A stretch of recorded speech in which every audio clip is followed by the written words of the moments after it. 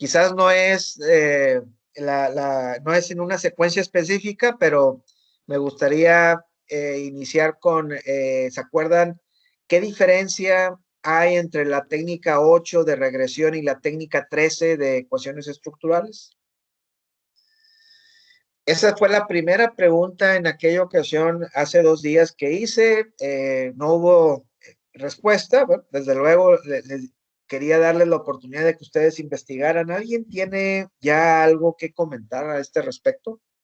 Doctor, en el caso mío me topé con dos estudios que manejaban ecuación estructural y en forma general la particular que yo le vi y una vez ahondando un poquito en la cuestión también de la investigación de estos 2 días es de que en el modelo de ecuaciones estructurales no existe en sí determinadas variables independientes y variable dependiente, sino que todas se relacionan entre sí. Ese Sí, modelo se utiliza, por ejemplo, caso mío muy concreto, podríamos encontrar que se relaciona la exclusividad de las noticias con la satisfacción, aunque ambas son, en mi caso, variables independientes. Y a su vez, esas dos variables se relacionan con la variable dependiente que es la lealtad. sí, sí, sí lo recuerdo. Esa podría ser, Déjame precisar algo, Razo. mándeme. En realidad, en todos los modelos de ecuaciones estructurales, siempre forzosamente tiene que haber variables independientes, ¿eh? Es forzoso, no es posible llegar a un modelo de ecuaciones estructurales donde no haya variables independientes. Es necesario. De hecho, en el modelo de ecuaciones estructurales hay dos secciones de modelación. Está el modelo de medida, que es el modelo exterior, así se llama, modelo de medida. Y el otro es el modelo estructural, que es el modelo interno.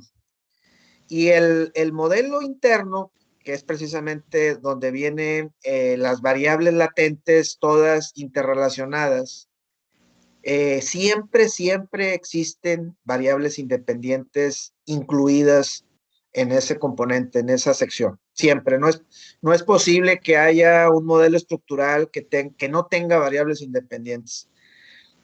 Así que no estoy seguro, creo que a lo mejor hay una confusión en lo que tú leíste, o algún tema de interpretación, pero siempre hay variables independientes. Lo que sí, a lo mejor eso sí fue lo que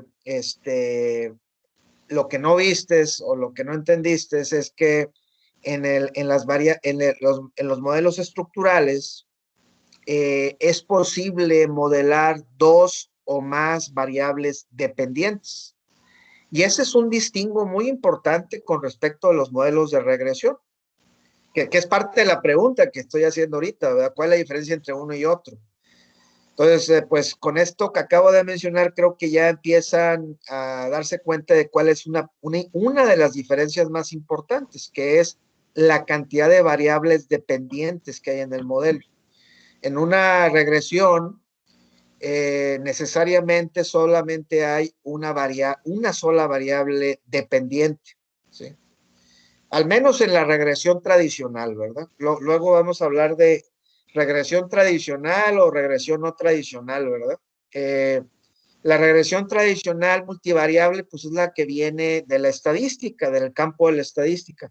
La regresión no tradicional, pues es la que viene del campo de las ciencias computacionales, que es el machine learning. A lo mejor alguno de ustedes lo ha escuchado. En las técnicas de machine learning, de regresión, ahí sí puede haber varias variables dependientes.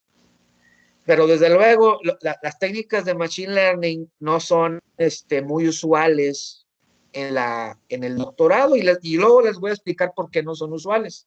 Generalmente, cuando ya se requieren dos o más variables dependientes, lo que es usual en el doctorado es usar ecuaciones estructurales, ¿verdad? Que es lo que mencionaba hace rato como un distingo, ¿verdad? Ahora, entonces, la pregunta es si nosotros forzosamente cuando tengamos dos variables dependientes estaríamos obligados a usar ecuaciones estructurales. Vamos, la pregunta es porque hace rato mencionaba que era una diferencia, pero el que sea una diferencia no significa que esté forzosamente obligado a hacerlo. Entonces la pregunta es, ¿en qué momento sí estoy obligado, sí estoy requerido a usar ecuaciones estructurales? ¿Alguien tiene la respuesta? Cuando existen también variables mediadoras, yo no he No. visto si hay o no. Sí, no, y esto es un mito. El tema de las variables mediadoras es un mito. Es un mito en el sentido de que son un precursor de los modelos estructurales. El mito es, ¿quién fue la que habló, Cintia, o quién fue? Fabiola. Perdón, Fabiola, voy a empezar a luego a distinguir las voces. Sí. A ver, Fabiola, el tema es que en los modelos de regresión también podemos modelar las variables mediadoras. O sea, no es ningún impedimento. Podemos hacerlo. Entonces, en ese sentido, variables mediadoras se pueden modelar en los modelos de regresión y también en las ecuaciones estructurales, en ambas. Entonces, eso me lleva a un comentario, a que mucha gente, muchos candidatos, indebidamente justifican el usar ecuaciones estructurales porque dicen que lo requieren porque están usando variables mediadoras. Eso es incorrecto, eso no vamos a decir, es una justificación incorrecta, no es apropiado decir eso, ¿verdad? Claro, si yo tuviera variables mediadoras, pues tengo la opción de usar un método o usar el otro, ¿verdad? Tengo la opción de usar los dos, pero no es una condicionante para usar ecuaciones estructurales. No sé si está claro el comentario que estoy haciendo. Sí, doctor. Gracias. Bueno, entonces vuelvo a la pregunta que hice hace rato. ¿Cuál es entonces la condición en la que estoy obligado a usar ecuaciones estructurales? Ya dijimos que cuando tengo dos o más variables dependientes, es una condición en la cual fíjense, puedo usar ecuaciones estructurales, pero inclusive en ese caso, también hay un camino, hay una alternativa para la regresión, pero hay un caso en el que no tengo escapatoria y en el que sí debo usar ecuaciones estructurales cuando tengo dos o más variables dependientes. ¿Alguien sabe?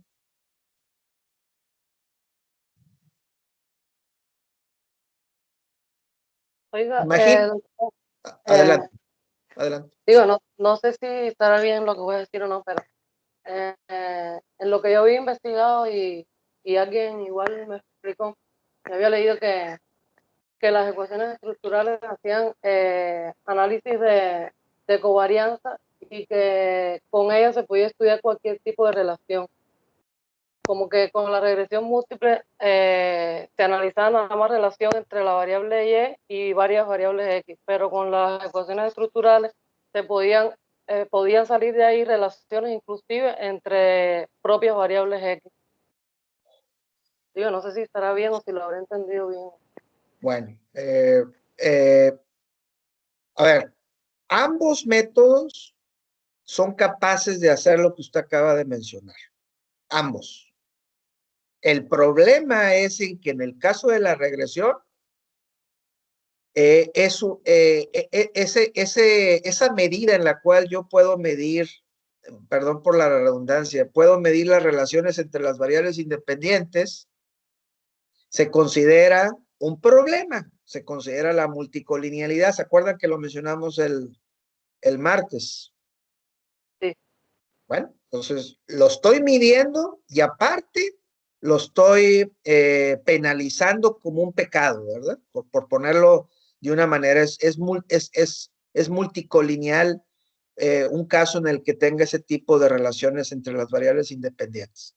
En el caso de los modelos estructurales, también se mide, pero ahí es permisible. O sea, se permite que exista esa promiscuidad, si ustedes quieren ponerle algún nombre, ¿verdad? Esa promiscuidad es posible, es válido. ¿Qué opinión tienen de eso? Entonces, la respuesta que usted me dio, ay Dios, Lorraine, es incorrecta porque los dos métodos lo permiten, los dos. Lo miden, pues, perdón, lo dije mal, lo miden, lo calculan. Uno lo ve como algo malo y lo penaliza, y el otro lo mide, pero lo permite, ¿verdad? Las covarianzas y las correlaciones son primas, es lo mismo, medir covarianzas o medir correlaciones es exactamente lo mismo. La única diferencia es la escala que se usa para medirlas. Las correlaciones se miden en una escala de -1 a 1, ¿sí? Correlación -1, correlación a 1, esa es la escala de las correlaciones. Y las covarianzas se miden desde -infinito hasta más infinito. Si se fijan, las dos miden precisamente el grado de relación que hay entre dos variables, independientemente de que sean independientes o dependientes, eso no importa. Lo único que cambia es la escala. Entonces, tanto la regresión como las ecuaciones estructurales lo calculan. Uno lo castiga y el otro lo permite. ¿Dudas? No, doctor, sí entendí. Bueno, entonces ya desde ahí, pues como que hay algo que no cuadra, ¿verdad?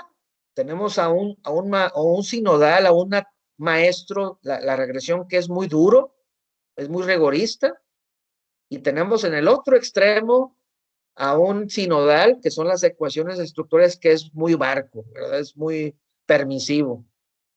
¿Qué opinión tienen ustedes de estos dos aspectos que parece estar en los polos opuestos, ¿verdad? Uno muy permisivo y el otro muy rigorista. ¿Qué opinión tienen? Doctor, por eso, bueno, yo estuve leyendo de las ecuaciones estructurales y mencionaban mucho que no probaban una causalidad. Ándele, fíjese. Que usted dice.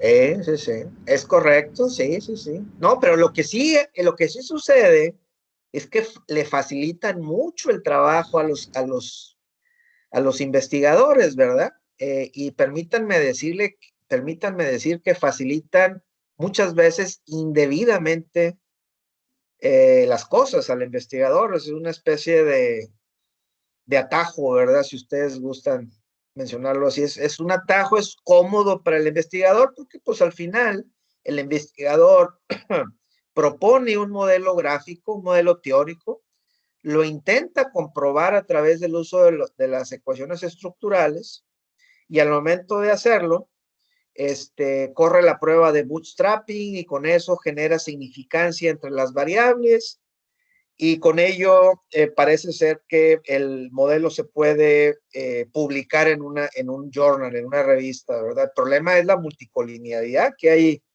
hay inherentemente en ese tipo de modelos, ¿verdad? Eso pues en realidad pocas veces se reporta.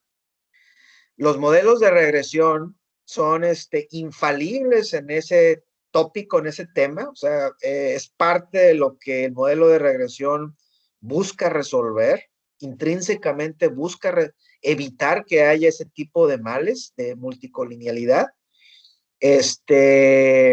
Cosa contraria a las ecuaciones estructurales, y lo que usted menciona es muy cierto, en el sentido de que con el modelo que estamos nosotros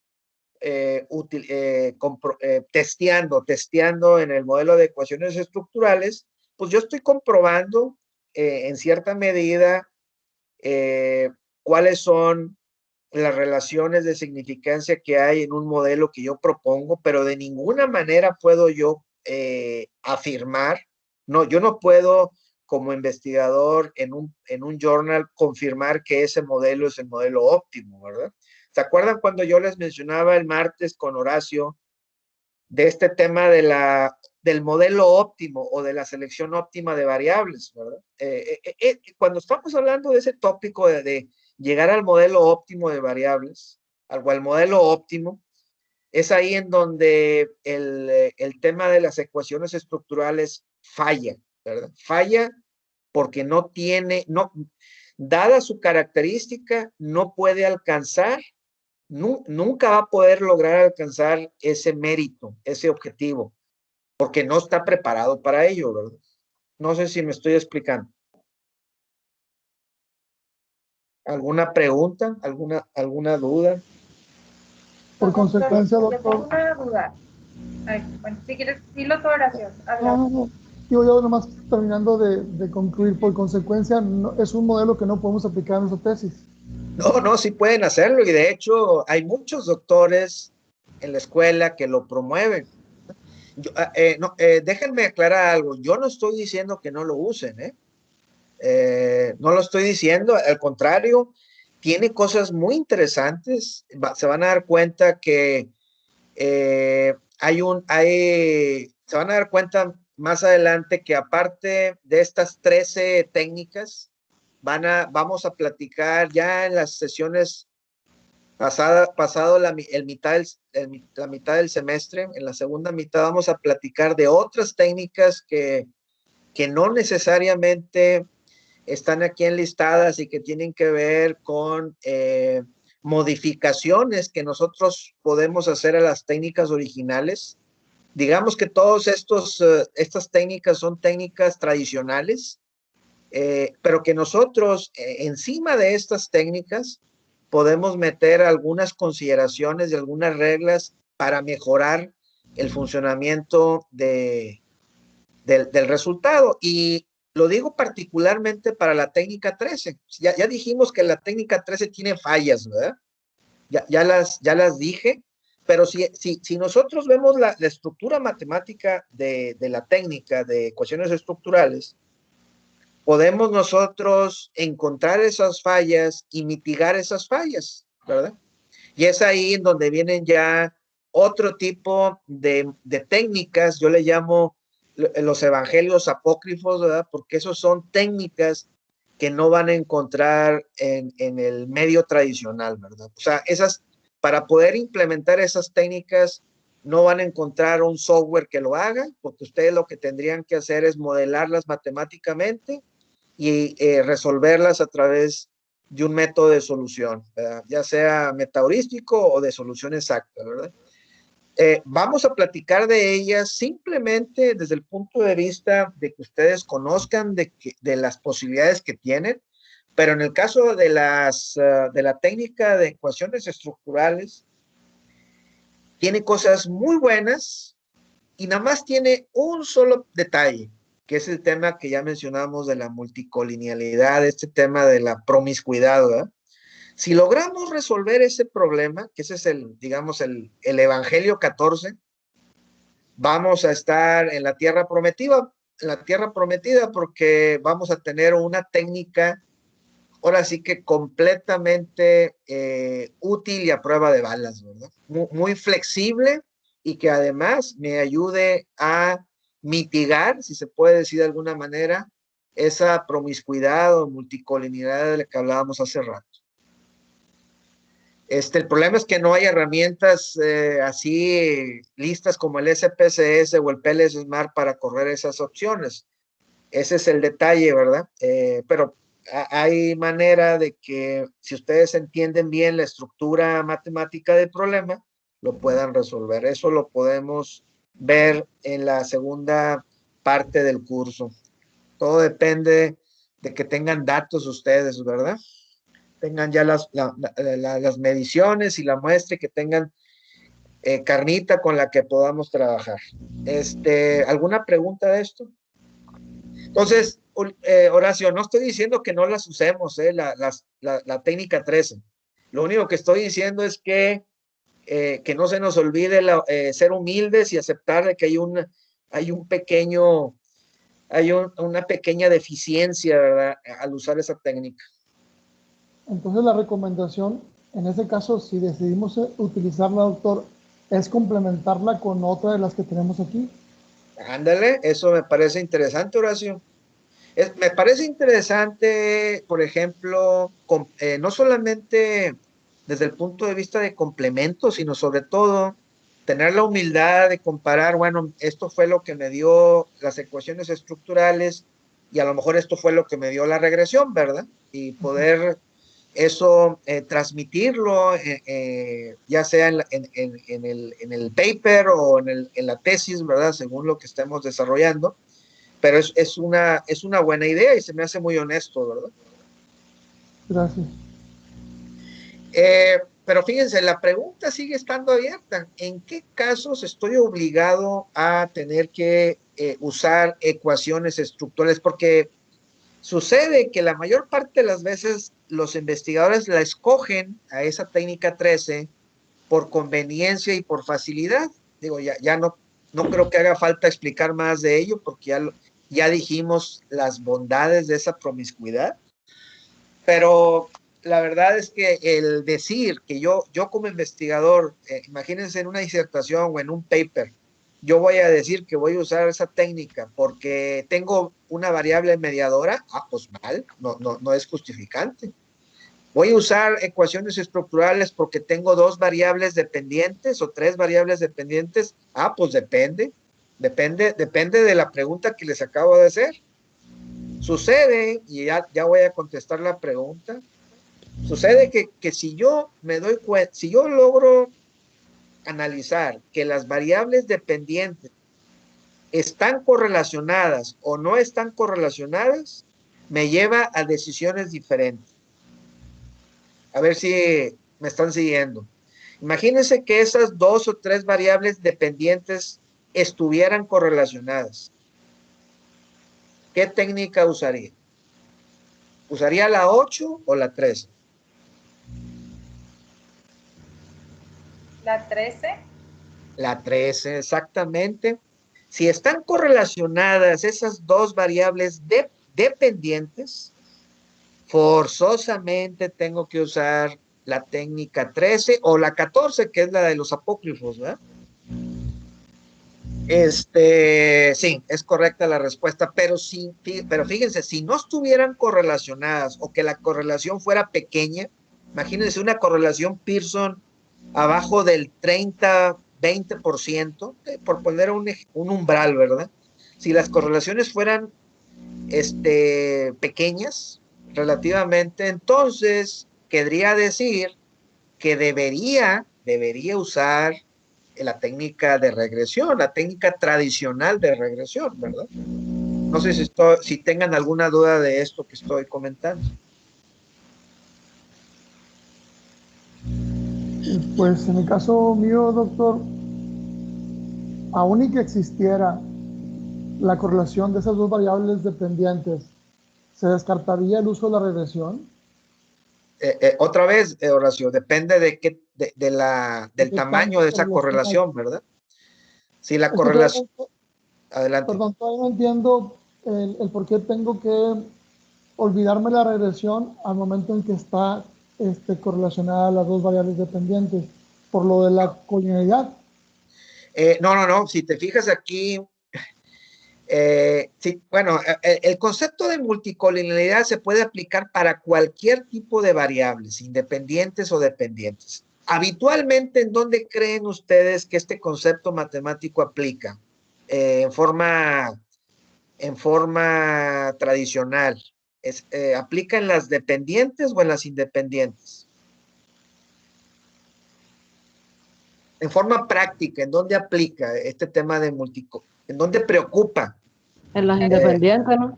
En las independientes, correcto. Ahí es donde está el mal, ¿verdad? Ahí es donde tenemos el lío, el meollo. Claro, también existe la multicolinealidad en las dependientes, pero por ser dependientes,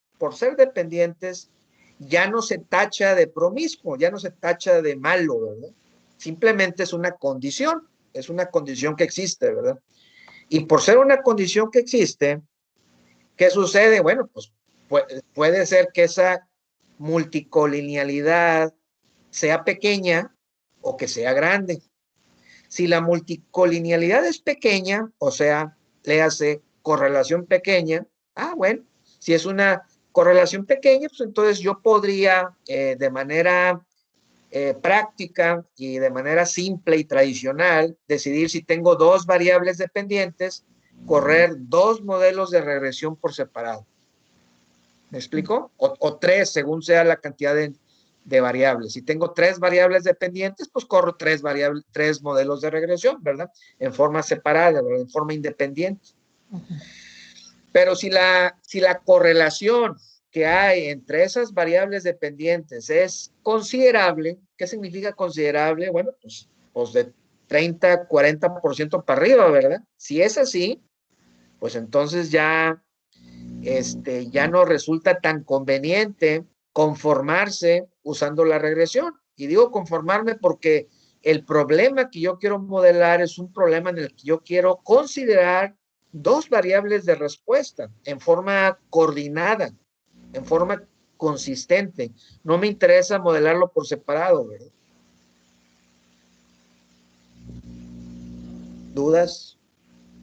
Doctor, yo quería preguntarle algo. Entonces, a la hora, por ejemplo, si yo voy a defender el por qué utilicé un método u otro, yo debería decir que primero hice una correlación y dependiendo del resultado que me dio, pues me decidí o por la regresión o por las ecuaciones estructurales. Hablando de las variables dependientes, es correcto lo que usted acaba de decir, Lorraine. Estamos hablando de las dependientes, ¿verdad? Sí, porque si estamos hablando de las independientes, entonces creo que su comentario puede resultar inclusive contraproducente para usted. O sea, si usted imagínese, usted en la disertación dice, yo usé las ecuaciones estructurales porque me di cuenta que las variables independientes estaban correlacionadas, que tenían multicolinealidad. Se van a quedar pensando los doctores, pues qué padre, ¿verdad? Se fue por el camino fácil, ¿verdad? No, esta decisión que usted está diciendo y que la dijo bien, pero la dijo bien, sí, solo sí, estamos hablando de las variables dependientes, ¿verdad? Las variables de respuesta. Ok. Sí, en las variables independientes, si me disculpan, yo pienso que nunca debería ser una situación que justifique a un investigador a decidirse por una técnica. Si las variables independientes que yo tengo, los factores causales, tienen multicolinealidad, no tengo por qué taparle el ojo al macho usando la técnica 13, ¿verdad? O sea, es inválido eso. Es ilegítimo, ¿verdad?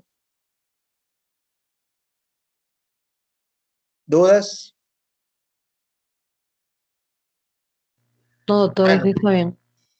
Bueno, con todo y eso, se darán cuenta que hay mucho auge, ¿verdad? En el uso de las ecuaciones estructurales. Hay mucho auge, inclusive en los papers y en las revistas ustedes van a encontrar que también hay mucha gente que lo recurre, lo usa.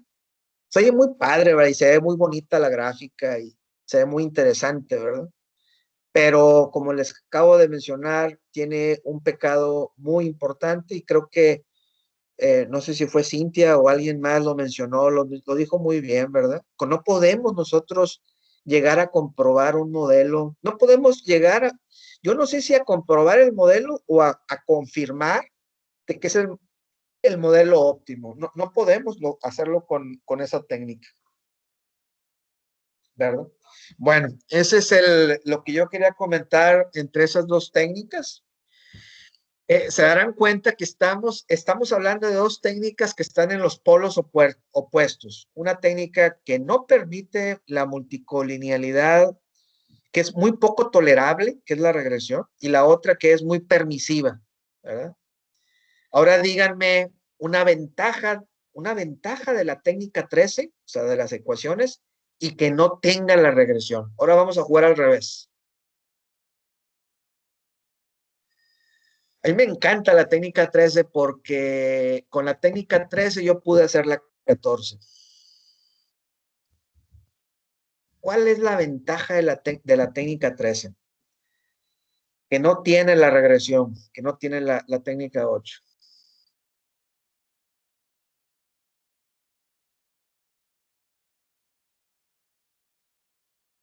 Están muy callados. Entre lo, entre lo que me explicaron a mí, también me dijeron que las ecuaciones estructurales tenían como algo que se llamaba model fit, que modelaba, que te decía como que de acuerdo a todos los ítems, cuál era el, como que el modelo justo o perfecto, pero realmente creo que eso también lo hace la regresión. Claro que lo hace la regresión, ¿verdad? Entonces no hay ninguna diferencia. La regresión se inventó hace 300 años. ¿Verdad? Las ecuaciones estructurales tienen menos de 30 años que se desarrollaron. Desde luego tiene una ventaja muy interesante, que es la que estoy preguntando, ¿verdad? Pero las dos hacen fits. La que se inventó hace 300 años ya lo hacía, ¿verdad?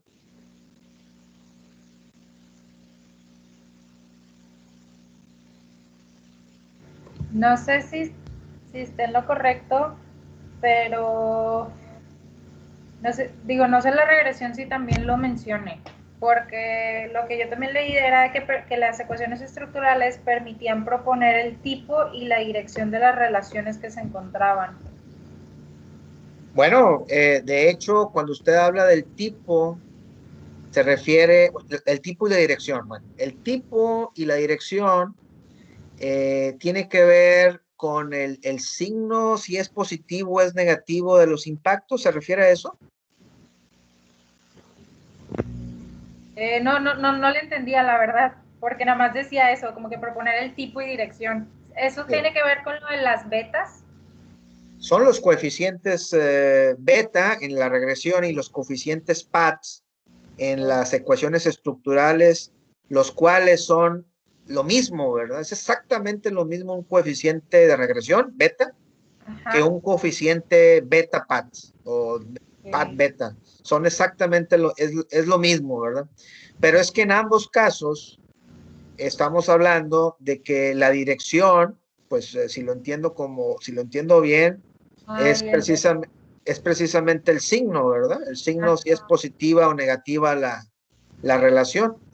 Entonces, pues definitivamente no es una ventaja porque la regresión también lo tiene.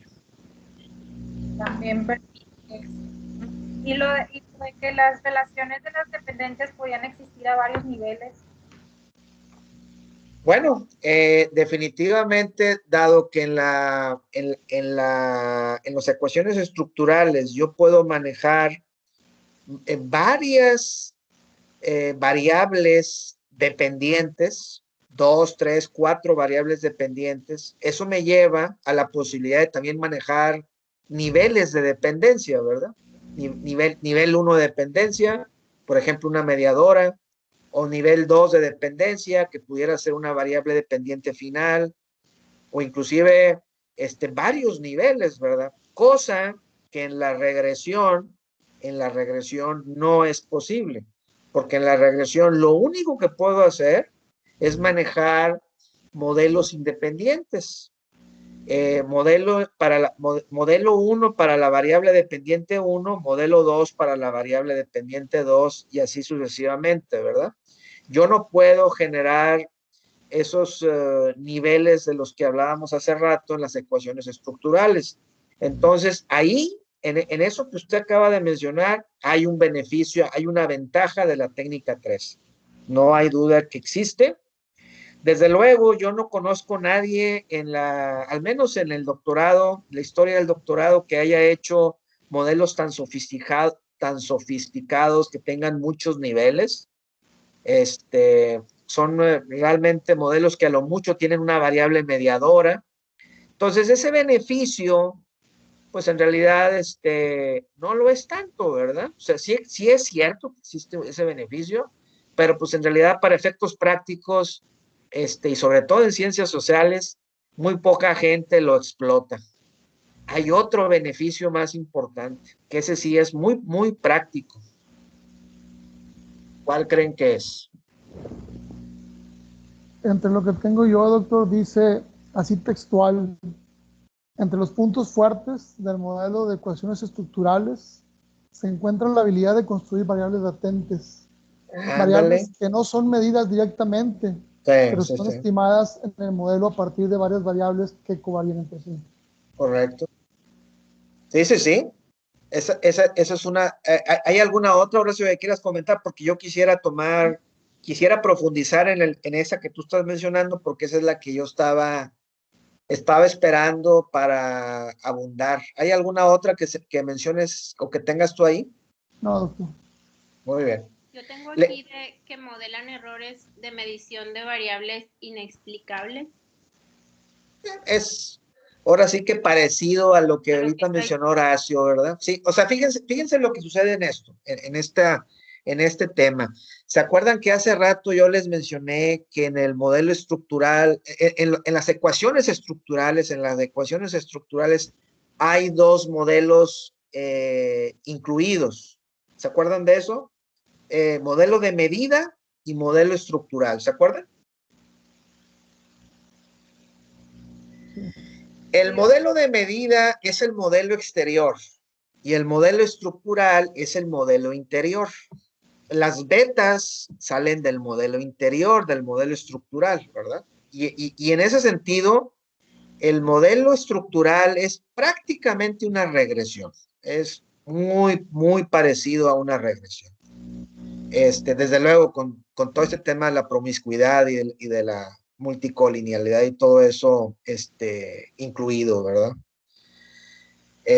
Lo que sucede es que el sistema de ecuaciones estructurales, aparte del modelo estructural interno, tiene el modelo de medida exterior. Y ese modelo de medida exterior, dirán ustedes, bueno, ¿y eso a mí en qué me puede beneficiar que esté incluido en la técnica 13 y que no esté incluido en la técnica 8?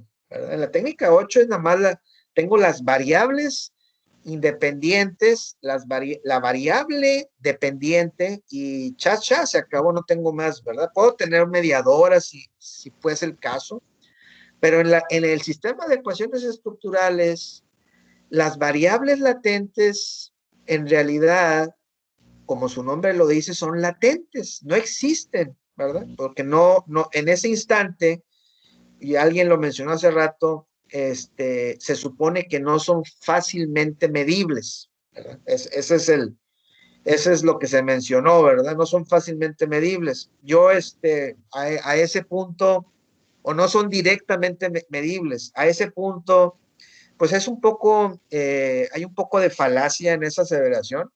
Lo voy a explicar ahorita por qué.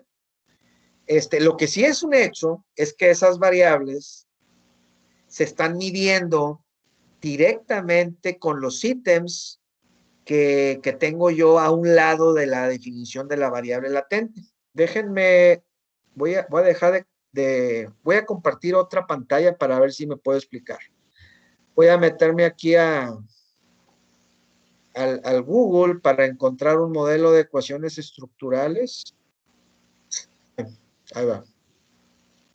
Le voy a poner SEM, que es Structural Equation Modeling. Ahí está.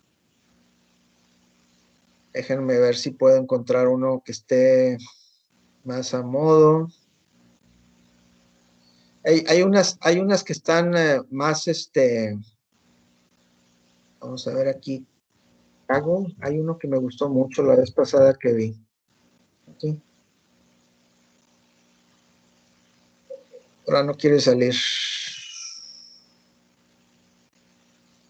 Es que se va a entender mucho mejor si lo vemos en una imagen.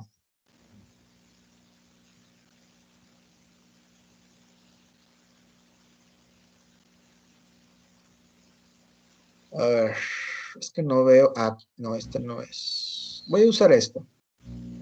Avísenme cuando ya estén viendo la grande. ¿Sí lo ven? Sí. Sí, doctor. Muy bien. Todas las variables que ustedes ven en azul, todas estas son variables latentes. Y son latentes porque es un modelo de ecuaciones estructurales, ¿verdad? Entonces, ¿cuál de todas estas variables latentes creen ustedes que es la variable de respuesta final?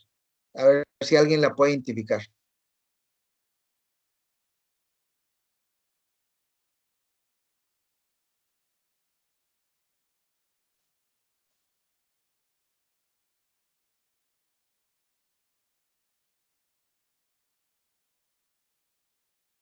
La de 0.115. Sí, se llama, es esta de aquí, exactamente. Si se fijan, todos los caminos, al final, todas llegan aquí, ¿verdad? Esta es la variable dependiente, la variable de respuesta final. Puede haber variables intermedias, mediadoras, si ustedes quieren. De hecho, por ejemplo, esta parece ser una variable mediadora, ¿verdad? Pero ahorita no interesa, esta también. Ahorita no interesa hablar de ello. Ya dijimos que en una regresión también podría yo modelar esto, estas variables dependientes, mediadoras, quiero decir. Pero lo que quería comentar con ustedes era acerca del modelo de medida. El modelo de medida es el modelo exterior. Y en este sentido, yo voy a tener ¿cuántas variables latentes tengo aquí? Entre independientes, mediadoras y dependientes. Tengo 5, ¿verdad? Tengo 5 variables latentes. ¿Están de acuerdo? Son las azules. Sí. Muy bien. Si se fijan, voy a tomar esta variable como ejemplo, esta variable latente. Y entonces aquí tengo mis ítems. Estos ítems están cargando en esta variable latente y con estos ítems yo voy a calcular el score, el valor de estas variables latentes, de esta variable latente. Entonces, yo tengo aquí cinco ítems. Imagínense que yo tengo una encuesta, yo tengo un instrumento de medición con 100 mediciones, ¿verdad? Entonces, para el ítem 1 yo tendría 100 mediciones, para el ítem 2 tendría 100 mediciones, para el ítem 5 tendría yo 100 mediciones. ¿Cuántas mediciones yo debería lograr calcular, estimar para la variable latente?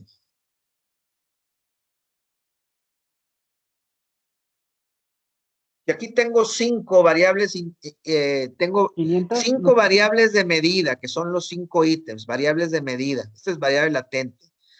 Y cada una de estas 5 tiene 100 mediciones. ¿Cuántas debo yo calcular aquí en esta variable latente? 500, ¿no? No, son 100. Ah, ¿Verdad? ok. 100 aquí, 100 acá, 100 acá, 100 en todas, ¿verdad? Porque eso, yo tengo un instrumento que recolectó 100 mediciones, 100 encuestas. El problema es que no tengo yo aquí estas 100. El modelo lo va a calcular esas 100. ¿Qué significa calcular? Bueno, significa que si aquí a esta pregunta me pusieron un 5, aquí me pusieron un 3, aquí me pusieron un 4, aquí me pusieron un 1 y aquí me pusieron un 1, yo tengo que calcular para esa encuesta cuál sería el valor que iría aquí, ¿verdad? Si tengo 100 encuestas, pues voy a obtener 100 valores aquí, uno por cada encuesta. ¿Alguien sabe cómo se calcula el score, cómo se calcula el valor de esta variable latente con el ejemplo que acabo de mencionar, con las variables de medida que acabo de mencionar? Dije, en el ejemplo puse 5, 4, 3, 2 y 1, por ejemplo, 5, 3, 4, 3, 2 y 1. ¿Cuál sería el valor que tendría aquí para esa medición?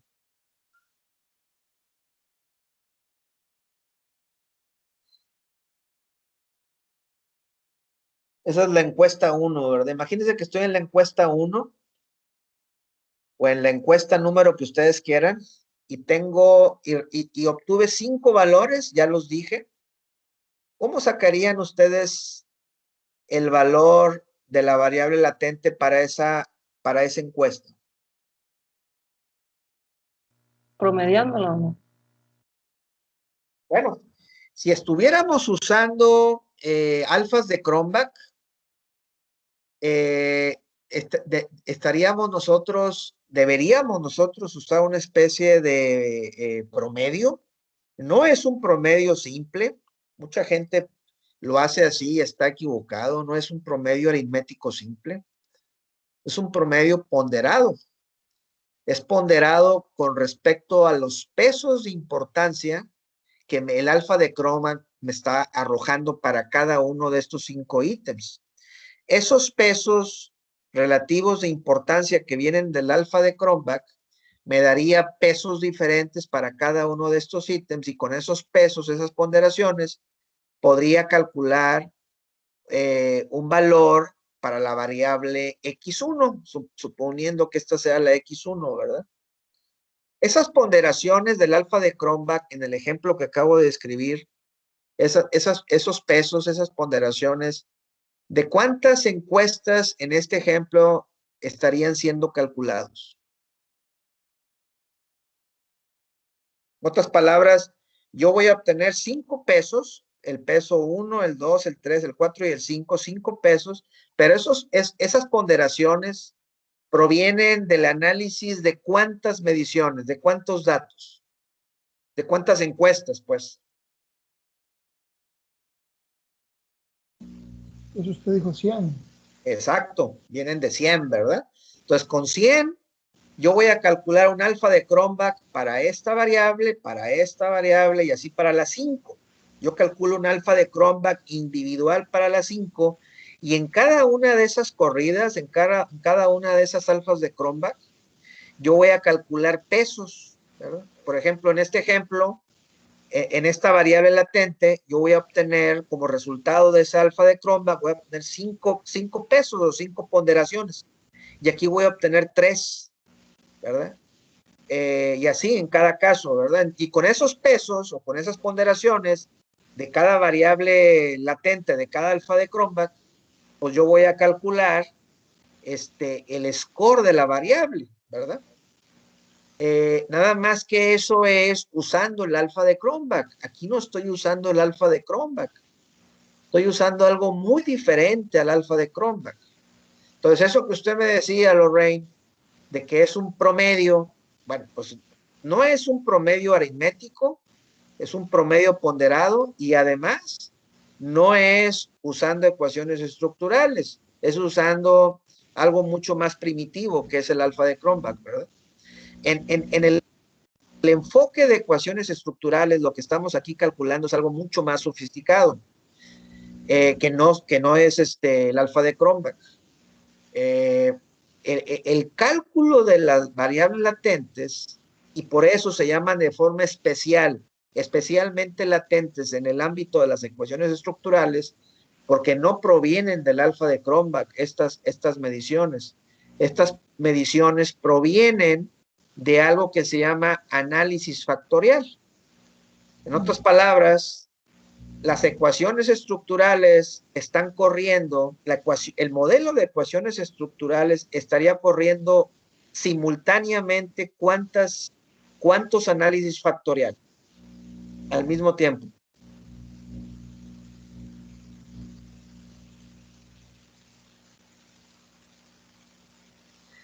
Estaría corriendo un análisis factorial para esta variable, otro análisis factorial para esta, para esta, para este y para esto. O sea, tengo 5 análisis factoriales ejecutados simultáneamente, ¿verdad?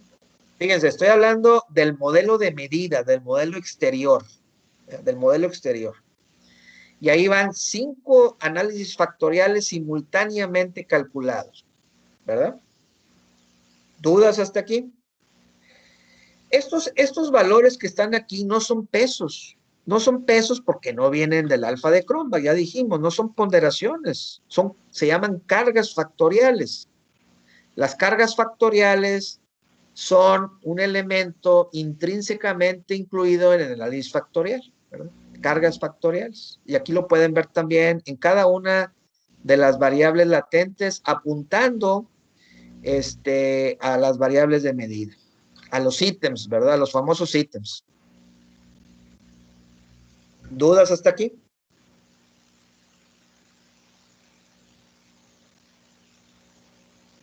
No, doctor, así está bien. Muy bien. Bueno, entonces, el cálculo de estos elementos de las variables latentes no proviene de un promedio, ni siquiera de un promedio ponderado, proviene de algo que se denomina eh, el cálculo factorial de la variable latente, que proviene precisamente de todos estos elementos. Déjenme poner un ejemplo, a ver si el proceso matemáticamente es mucho más complejo que un promedio ponderado, es mucho más complejo. Imagínense ustedes que aquí tienen los 100 elementos y en cada uno de esos 100 elementos tienen 100 filas y tienen 5 columnas. ¿Por qué tienen 5 columnas? Porque tienen 5 ítems. ¿Sí me están siguiendo?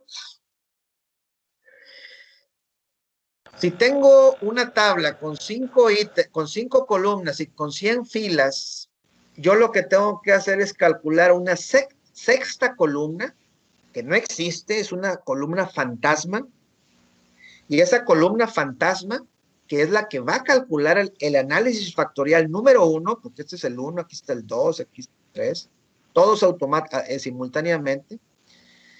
Esa columna fantasma del análisis factorial 1 tiene que ser una columna que al mismo tiempo, simultáneamente, me genere 5 correlaciones Pearson con respecto a las variables de medida. Dicho de otra manera, esta sexta columna tiene que ser una columna de tal manera que la correlación Pearson que hay del ítem número 1 con respecto a la columna fantasma me dé una correlación Pearson de 0.808.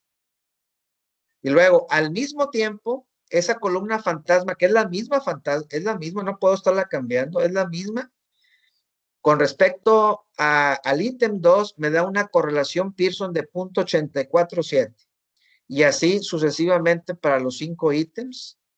Y entonces esa columna fantasma termina por ser una sola columna final, que es la columna 6, que al mismo tiempo logra estas correlaciones o cargas factoriales con respecto a las variables que sí logré medir, a las variables de medida que vienen del instrumento de medición.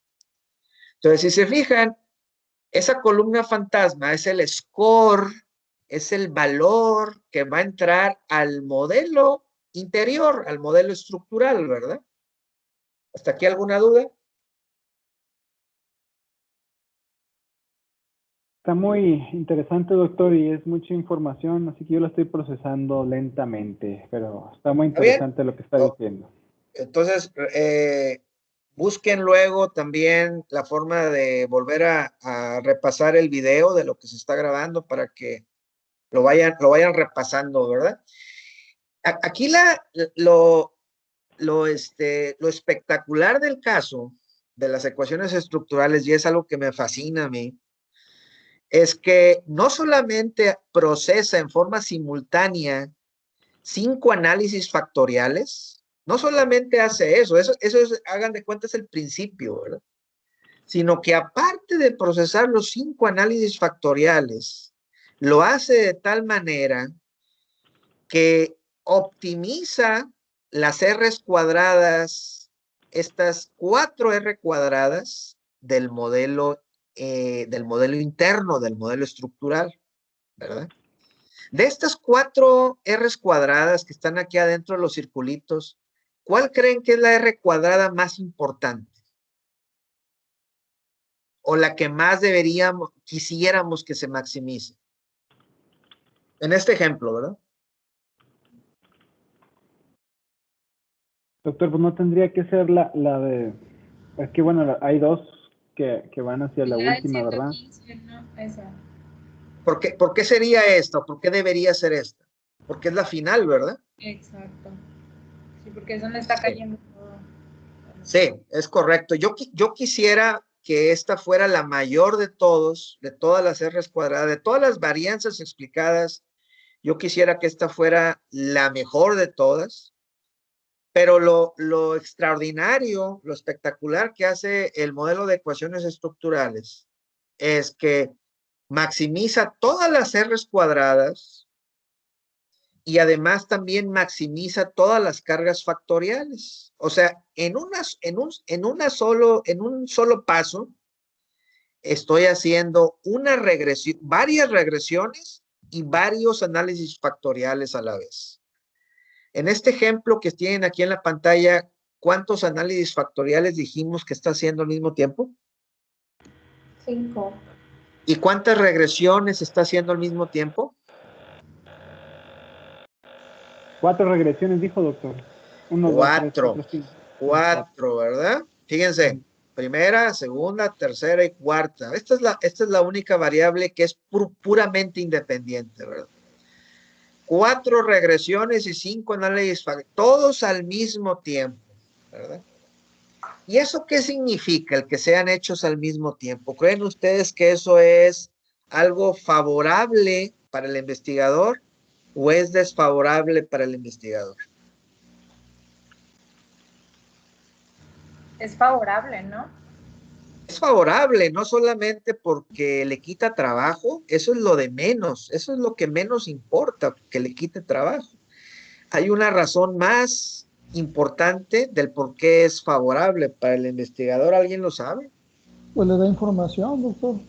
No, bueno, pues también lo podría hacer con la regresión, ¿verdad, Horacio? Eso, digo, esa información también la podría obtener en la regresión.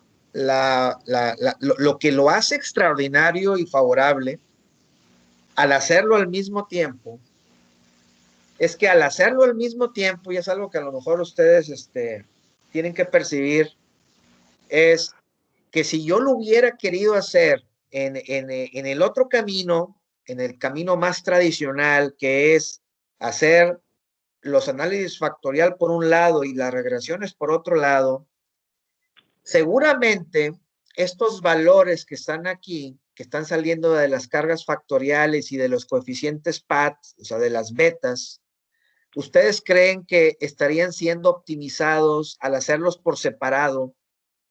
A que si en lugar de hacerlo por separado, lo hago todo junto.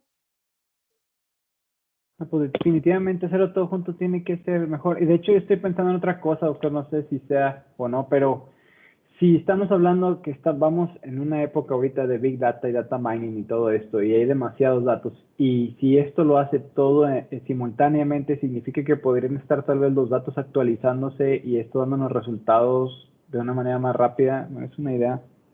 Sí, pero la regresión también lo puede hacer Okay. Irving. O sea, en términos de Big Data, ambos modelos lo pueden hacer. Millones y millones de modelos de regresión yo calculo todos los días en mi profesión, ¿verdad? Y no estoy hablando de regresiones tradicionales, o sea, en el sentido de lo que se ve, por ejemplo, en una regresión multivariable, son otro tipo de regresiones. No es el Big Data lo que hace la diferencia, sino es el ajuste. Alguien lo decía hace rato, creo que Lorraine, el fitness. No, imagínense ustedes qué tipo de fitness yo puedo hacer.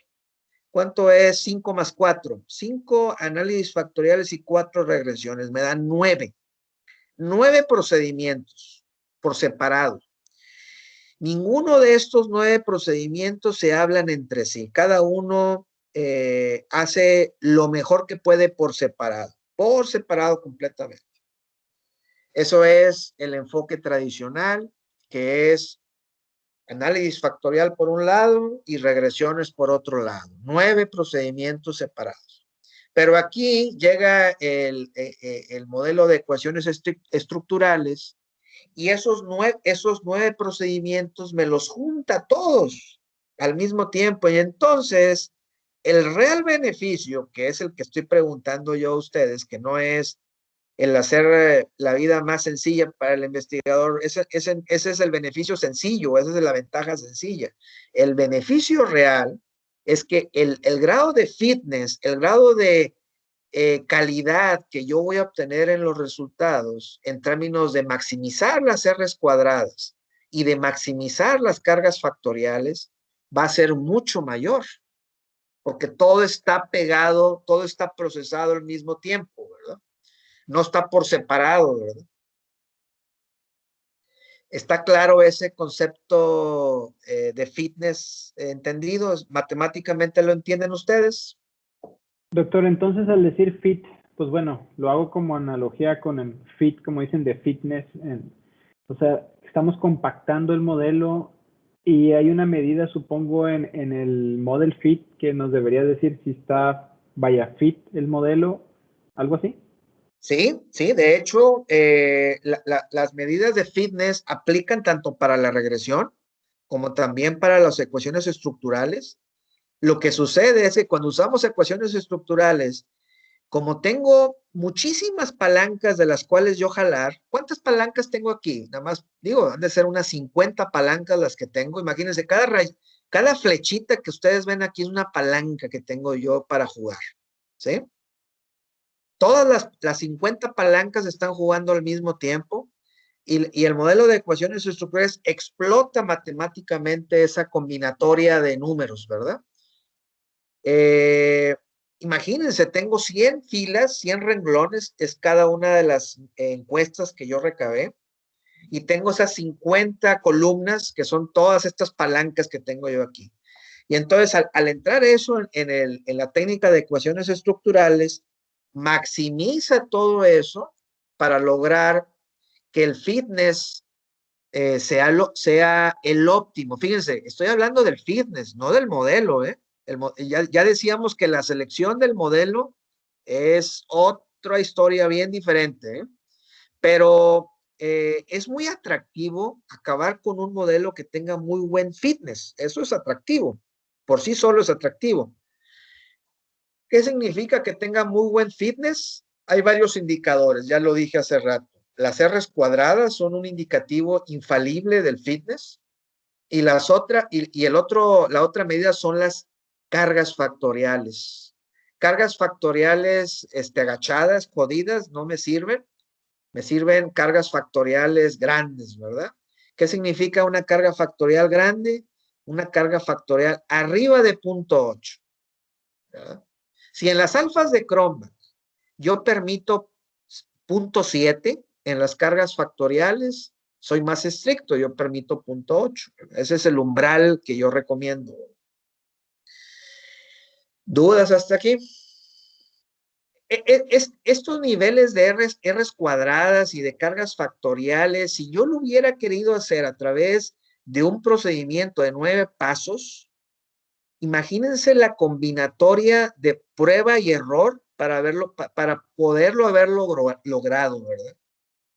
No estoy hablando de 9 pasos, estoy hablando de toda la combinatoria, de todas las combinaciones que tendría que probar, ahora sí que manualmente, para poder llegar a este fit del modelo completo que están viendo aquí.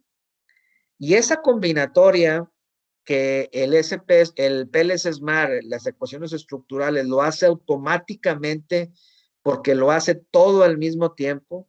Ese es precisamente el gran beneficio y la gran idea que, pues, esta técnica, cuando se desarrolló hace 30 años, pues fue para la gente que se dedica a la estadística, pues fue algo bastante, digamos, bastante útil, bastante de beneficio, ¿verdad? Y es algo que hay que reconocer. La técnica 13 tiene, en las ecuaciones estructurales, tiene este beneficio que la regresión, pues, y el análisis factorial pues, no lo tiene por sí solo, ¿verdad? ¿Dudas, comentarios? Está muy bien, doctor, está muy interesante. Le iba a preguntar, el Smart PLS contra el SPSS AMOS, ¿qué usted en su perspectiva, qué tienen de diferente los dos sistemas Bueno, no sé? hablas del AMOS, ¿verdad? SPSS AMOS, dijiste. El SPSS tiene muchas técnicas, ¿verdad? El SPSS Sí. es una herramienta, un software que tiene muchas técnicas. De hecho, el SPSS, cuando uno habla del SPSS, la mayor parte de los candidatos, de los investigadores, compañeros, siempre casi siempre se refieren a la regresión, al análisis factorial, ¿verdad? Yo entiendo que en el SPSS hay una herramienta, hay una DIN especial que se llama el AMOS, y existen otros como el LISREL.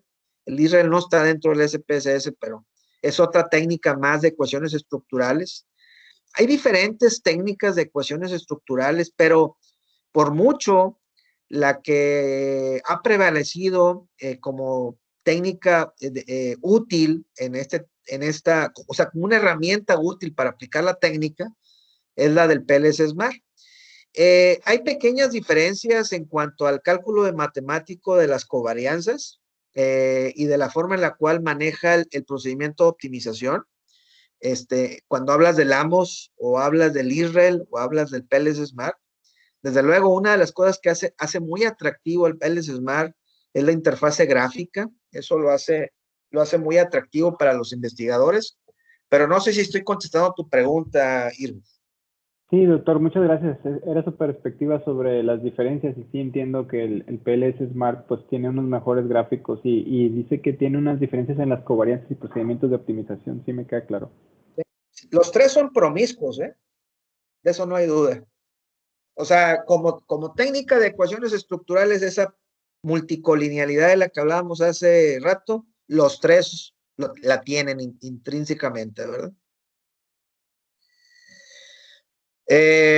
Bueno, esto es lo de las ecuaciones estructurales. Y era para una pregunta, la pregunta que les hacía yo de, bueno, pues ¿por qué y en qué momento debería usar la técnica 13, ¿verdad? Pues, ¿para qué quisiera yo usarla, verdad?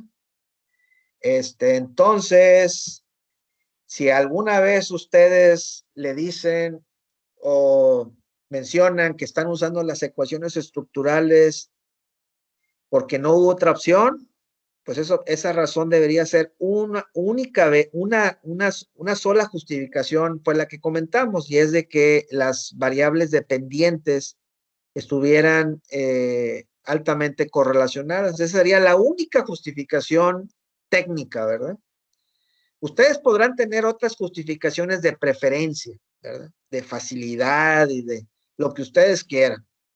Y esas preferencias pues son muy personales y ustedes las pueden decir, pero no pueden ser a nivel técnico, ¿verdad? A nivel técnico, la única que prevalece es la que ya les mencioné. Bien, esa sería entonces para cerrar el tema de la comparativa entre el 8 y el 13. Nos queda poco tiempo, nos quedan 10 minutos. De alguna manera mencionamos al análisis factorial, ¿verdad? Hay muchas técnicas de análisis factorial, pero la más importante o la más común es la de componentes principales. Yo creo que es la más usual y es la que también utiliza las ecuaciones estructurales, el PLS-SMART. Entonces, se fijan, la técnica 13 embebe, decíamos, la técnica 8 y la técnica 11, ¿verdad? Lo cual, pues, es extraordinario en cuanto al beneficio matemáticamente que le da el investigador, ¿verdad? En cuanto a la combinatoria. Si quisiéramos nosotros ahora comparar y sabiendo que nos queda poco tiempo, la técnica 1 con la técnica 11, el alfa de Cronbach contra el análisis factorial, de alguna manera ya medio dije algo, ¿verdad? Hace rato, las diferencias. El alfa de Cronbach me da pesos. Con esos pesos puedo generar las ponderaciones para calcular el score final mediante un procedimiento de promedios ponderados, ¿sí? Y el análisis factorial, a diferencia, pues está calculando el vector final, el vector fantasma, esa columna fantasma que yo les decía hace rato, lo hace de tal manera que maximiza las cargas factoriales que salen de los ítems. No sé, desde luego vamos a entrar en el detalle de esta discusión más adelante, pero hasta aquí quisiera saber, con esta explicación, saber si entienden la diferencia entre este concepto y este otro. ¿En cuál de los dos creen ustedes que hay más beneficios? ¿En aplicar el 1 o en aplicar el 11? No son excluyentes, ¿eh? Eso sí quisiera yo mencionarlo. El No es 11, que, perdón. perdón, No, perdón, adelante. doctor. No, decía que el 11 pareciera que tiene un mayor beneficio a simple vista, doctor. ¿Cuál sería ese beneficio, Irving?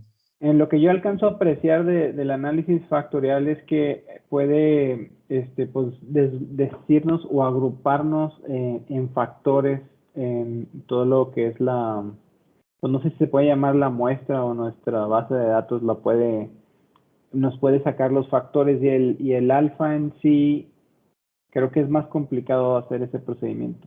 Es lo que yo alcanzo a apreciar, doctor. Sí. Fíjense, ustedes cuando recaban los ítems y recaban sus encuestas, y ustedes van y prueban la validez, le dicen la validez y la confiabilidad de los constructos, de la encuesta, del instrumento, pues ustedes lo hacen habitualmente con el alfa de Cronbach, ¿verdad? ¿Por qué? Porque lo que hacen es lo que la teoría, lo que el marco conceptual me dijo, voy a poner otra vez el dibujo que tenía hace rato, permítanme, ahí está. Fíjense, lo que me dijo la teoría, yo aquí tengo, voy a poner un número de 20 ítems o 25 ítems. La teoría me dijo que estos 5 ítems sirven para medir esta variable y luego estos 5 para esta otra y así sucesivamente. Cuando ustedes hacen la medición del alfa de Cronbach, lo que hacen es apegarse a la teoría y hacerlo uno por uno, ¿verdad? O sea, revisan en la teoría, de acuerdo a la teoría, cuáles ítems son los que están haciendo un buen trabajo y cuáles no. De hecho, el alfa de Cronbach les dice, ¿sabes qué? Si tú quitas este ítem, puedes mejorar el alfa de Cronbach en tantos puntos. O si quitas este otro, mejoras en tantos puntos. Ese procedimiento lo entiendo que ustedes ya lo vieron con Marta. Y de cualquier forma, yo en la siguiente sesión voy a hacer voy a hacer una explicación breve de ello, pero pues, yo entiendo que ustedes eso ya lo vieron, ¿verdad? ¿Es así? Sí, doctor. Muy bien. Entonces, yo voy rasurando, voy cepillando los ítems y van quedando ahí en el camino. ¿Para qué? Para lograr que el alfa de Cronbach cruce el umbral, ya sea del 70% o del 80%, según lo que el investigador decida. Y así lo hago con cada uno por separado. Entonces, si se fijan, yo ahí me estoy apegando rigurosamente al marco teórico, al marco conceptual, porque no estoy permitiendo hacer ningún otro tipo de manejos, ¿verdad? La teoría me dijo que eran estas 5 y pues con estas 5 me voy a morir, ¿verdad? Si tengo que quitar ítems de aquí para que mejore mi instrumento, mi constructo, lo voy a hacer. A diferencia de este enfoque del alfa de Cronbach, en la otra técnica, la 11 del análisis factorial, tengo más opciones. Tengo más opciones porque puedo apegarme a la teoría, pero también puedo retar la teoría, ¿verdad? La puedo retar. Y eso me da a mí más opciones con las cuales yo trabajar y darle uso y utilidad a mis ítems. No sé si ustedes hayan escuchado acerca de los análisis confirmatorios y exploratorios que hay en el análisis factorial. Hay de los dos tipos, ¿verdad? Un confirmatorio y un exploratorio. El análisis confirmatorio en el análisis factorial, puesto en el análisis factorial, significaría que lo que voy a hacer es a confirmar la teoría.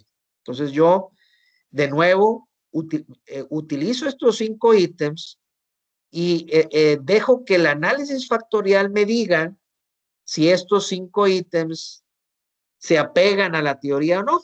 Y ahí yo lo voy a confirmar, ¿verdad? Ahí de esa forma lo voy a confirmar.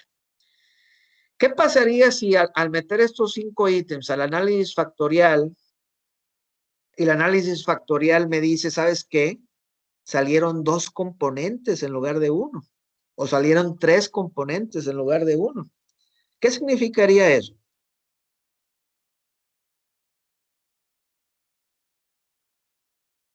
Pues doctor, perdón, dale Cintia, dale Cintia. Serían como las dimensiones, o sea, de que esa variable salieron que tiene tantas dimensiones y no todo eso explica a la variable. No sé si me expliqué. Sí, es correcto. El término, el concepto de dimensiones creo que es lo que se pudiera decir. Están saliendo de esos ítems, están saliendo varias dimensiones, varios componentes. Cada componente es una dimensión. Y entonces voy a tener un beneficio de que ahora en lugar de tener 5, ¿cuántas variables explicativas tengo yo para la variable de respuesta final? Aquí tengo 4, ¿verdad? ¿Están de acuerdo? De alguna manera tengo 4 variables que tratan de explicar a la variable de respuesta. Pero si aquí el análisis factorial me dijera que en lugar de tener un solo componente, que es lo que se hubiera esperado de la teoría, o de acuerdo a la teoría, sucede que mis mediciones salen 2 componentes en lugar de 1, entonces ya no voy a tener 4 variables que intentan explicar una. Ahora la ventaja que tengo es que no tengo 4, voy a tener 5, ¿verdad? Porque esta bolita se va a convertir en 2. Van a ser 2 bolitas, 2 variables, ¿verdad? ¿Están de acuerdo en que ese es un beneficio? Sí. Es un beneficio porque no estoy desperdiciando los ítems, que ese es un beneficio, utilitariamente. Y el otro beneficio es porque ahora voy a tener más palancas para maximizar la R cuadrada, que es algo que yo siempre les he dicho. A la entrada del modelo, usen todas las variables posibles. Usen todas las que se puedan, no usen pocas, usen muchas, ¿verdad? Entonces, si de 4 que tengo aquí a la entrada ahora se convierten en 5, pues ya voy de gane, ¿verdad? Estoy incrementando la cantidad de variables. Entonces, ahí tenemos algunos beneficios, ¿verdad? Ahora, el único detalle es qué explicación le voy a dar yo en la tesis a esto que estoy yo aquí descubriendo, ¿verdad? A esto que estoy yo aquí detectando, ¿verdad? Identificando. Usted hablaba hace rato de las dimensiones. Bueno, a mí me gustaría pensar en que al menos el nombre de la variable ya no va a ser el nombre original porque ya se dividió. Y entonces sí convendría, digo yo, convendría rebautizar esas variables con nombres que hagan sentido, que hagan match con respecto a los ítems que finalmente cargaron, ¿verdad? Si en la variable 1 cargaron 3 ítems y en la variable 2 cargaron 2 ítems de los 5, pues yo le pondría un nombre que haga sentido con que esté alineado con esos ítems. ¿Me están entendiendo? Sí, doctor. Sí, doctor, y de hecho me causaba la misma duda lo que ya está respondiendo, pero abundando un poquito más en esa respuesta que nos está dando. Si yo estoy escribiendo mi tesis y o sea, no sé cómo decir, pero llego a un análisis factorial y de 5 variables ahora tengo 8 factores, tengo que reescribir la teoría o pues obviamente explicar por qué corrí el factorial o digo, no me alcanza a dar la mente a decir qué es lo que tengo que hacer para explicar por qué quise correr un factorial y no simplemente como mencionó ahorita, un confirmatorio de nuestras variables. Bueno, el ejemplo que estoy dando yo es confirmatorio, ¿eh? Nada más que al confirmar, Irving, al querer confirmar la teoría, me estoy encontrando de que no fue un componente, sino fueron 2, ¿verdad? Entonces sigue siendo confirmatorio, ¿eh? El exploratorio todavía ni siquiera lo menciono. A tu pregunta de si debo reescribir la teoría, de ninguna manera la debo reescribir. Lo que debo yo hacer es documentar mi hallazgo y retar la teoría, ¿verdad? Retarla en el sentido de lo que yo encontré, ¿verdad?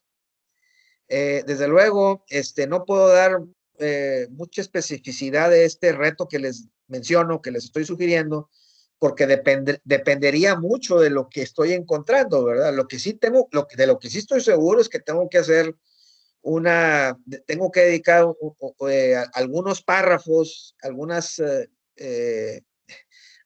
hojas a retar lo que estoy encontrando y a explicar, de acuerdo a lo que estoy encontrando, la razón por la cual el análisis factorial está generándome dos variables en lugar de una, ¿verdad? Que es como la teoría lo está mencionando. En otras palabras, la teoría dice una cosa y yo estoy encontrando otra, ¿verdad? Eso es lo que hay que reportar. No es para reescribir la teoría, no. Al contrario, la teoría se queda como está y tú lo que haces es poner algunos párrafos, algo de espacio en la tesis donde tú expliques y retes lo que estás encontrando. No sé si de esto que estoy diciendo, del reto y de la explicación de lo que encuentres, si de esto ocupen algunos de ustedes, compañeros, alguna explicación más detallada, ¿verdad? Para mí es motivo de alegría cuando encuentro este tipo de desalineaciones. A mí me parece muy aburrido estar encontrando lo mismo que otros ya encontraron. Sí, está muy interesante, doctor. Y eso sería como una contribución teórica, ¿no? Sí, definitivo. Desde luego, a nadie le van a dar un doctorado con un análisis factorial, ¿verdad? Eso sí quiero decírselos. Un análisis factorial, porque estamos hablando de análisis factorial, ¿verdad? De eso estamos hablando. A nadie le van a dar un grado de doctor con eso. Un grado de doctor viene de... ¿Cuántos tipos de hipótesis dijimos, compañeros, en la sesión del martes? ¿Cuántos tipos de hipótesis hay? 4, ¿verdad? Y ninguna de esas tiene que ver con un análisis factorial. O sea, para poder llegar a una tesis de doctorado, yo tengo que hacer algo que resuelva una de las 4 tipos de hipótesis que mencioné. Y el análisis factorial es un medio todavía que requiere complementarse con otra técnica para lograr la explicación o la comprobación de una de esas 4 hipótesis, ¿verdad? Pero definitivamente a nivel teórico tiene una contribución, no hay duda, y esa es la que queremos reportar, ¿verdad? ¿Quién fue la persona que lo dijo ahorita? Cintia, doctor, yo. Cintia, correcto. ¿Cómo andan de tiempo ahorita? ¿Creen que pueda continuar para poder cerrar bien el capítulo y les regreso el tiempo en la sesión del sábado? ¿O quieren que cortemos ahorita abruptamente ya? Como ustedes prefieran. Por mí adelante, está bien. No es para alargarlo mucho, es nada más para darle un poco de orden a lo que voy a cerrar. Yo les prometo que los minutos que ahorita les doy se los voy a recompensar el sábado. Está bien, doctor. Sí, está Gracias, bien, doctor. Sí, Muy bien. doctora, adelante. Sale, pues entonces en lo que se refiere a esto que mencionábamos del análisis factorial confirmatorio, pues salieron 2 componentes o 3 componentes.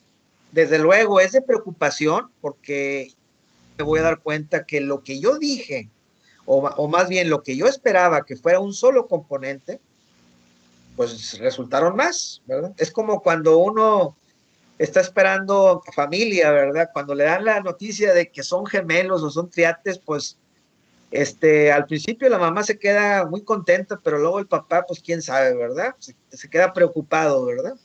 Al final, en el ejemplo que estoy dando yo, pues el tener más variables siempre es una buena noticia. Creo yo que desde el punto de vista de la investigación siempre es una buena noticia, pero acarrea cierto tipo de problemáticas que uno tiene que sortear al momento de que está escribiendo la tesis, ¿verdad? Bueno, ese es el confirmatorio. Ahora el exploratorio. ¿Alguien tiene alguna idea de cómo se hace la diferencia de un análisis factorial exploratorio? Doctor, yo la verdad me puse a jugar, y le digo jugar porque estaba jugando con mi base de datos, y estaba viendo el análisis factorial, y hasta donde recuerdo, porque fue hace 2 meses, no lo tengo tan fresco ahorita, pero ahí le puedes decir cuántos, si yo tengo 5 variables, yo le puedo decir que me lo enfoque a 5 o lo puedo dejar libre para que él como que calcule todo y me dé un resultado. En mi base de datos, hasta donde yo recuerdo, me daba 8 factores, pero yo nomás tengo 5 variables. Eso es lo que yo hice y aún así no sé decir si estuvo correcto el procedimiento, pero no sé si respondo así. Eso que tú estás comentando, Irving, aplica tanto para el confirmatorio como para el exploratorio. O sea, ese tópico que tú estás mencionando de si yo decirle cuántos componentes quiero o si yo esperar a que el modelo me lo diga, eso es un tópico interesante y aplica tanto para el confirmatorio como para el exploratorio. Entonces, voy a abundar en lo que acabas de mencionar, independientemente de que sea confirmatorio o exploratorio, y lo voy a decir de esta manera.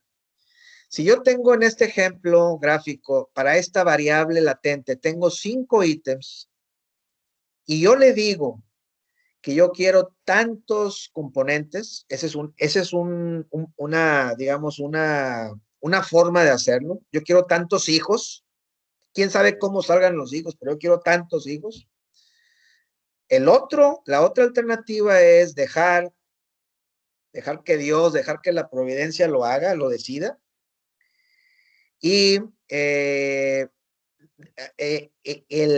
criterio que le vamos a dar al análisis factorial o al PLS Smart, que ya lo tiene también, al análisis factorial, porque estamos hablando del análisis factorial, el criterio es que el eigenvalue, así se llama, eigenvalue, luego hablamos de ello más a detalle, sea igual, mayor o igual a la unidad. Pues hay dos caminos, ¿verdad? Yo le digo cuántos hijos quiero, cuántos componentes quiero, o la otra es que mejor el análisis factorial me diga cuántos son los óptimos que salieron vivos. O sea, ¿qué significa que salgan vivos? Que salgan arriba de 1, mayor o igual a 1, ¿sí? Entonces, cada uno de estos dos procedimientos que tú los mencionaste hace rato, Irving, de alguna manera, ¿cuál creen de estos dos que es el correcto? De hecho, yo siempre me he preguntado que por qué lo pone como opción el análisis factorial. No debería ser opcional, ¿verdad? Pero bueno, lo pone como opción. ¿Cuál de ustedes es el correcto?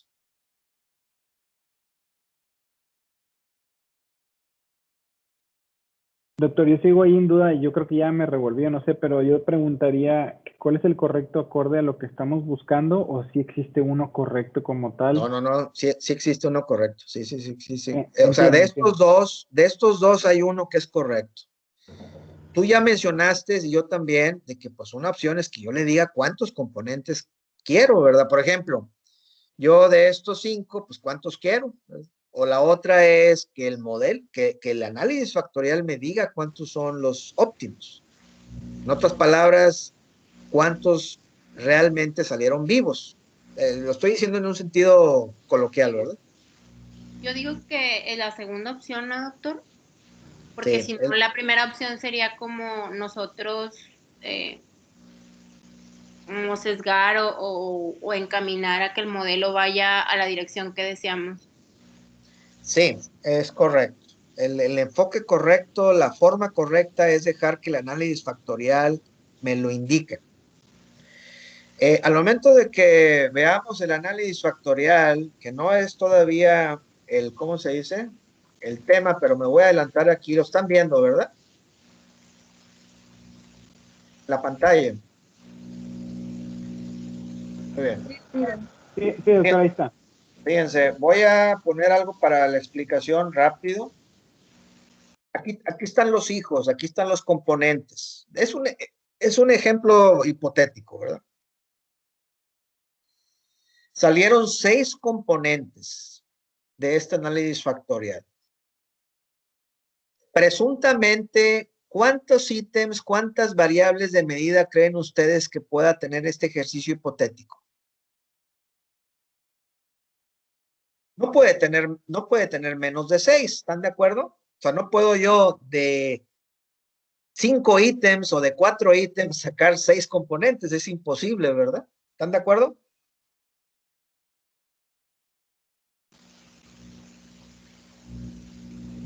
Claro, de 10 ítems pudieron haber salido 6, o de 15 ítems pudieron haber salido 6 componentes. Eso sí puede ser, ¿verdad? Entonces, estos son los componentes que salieron de una cantidad de 6 o más ítems. ¿Cuál es de estos componentes el componente que tiene más importancia? ¿El primero, el segundo o el sexto? ¿Alcanzan ustedes a verlo? Es el que tiene más porcentaje, ¿no, doctor? Que es el del 40%, el primero. Es correcto. Y es por eso que al primogénito los papás siempre nos quieren más, ¿verdad?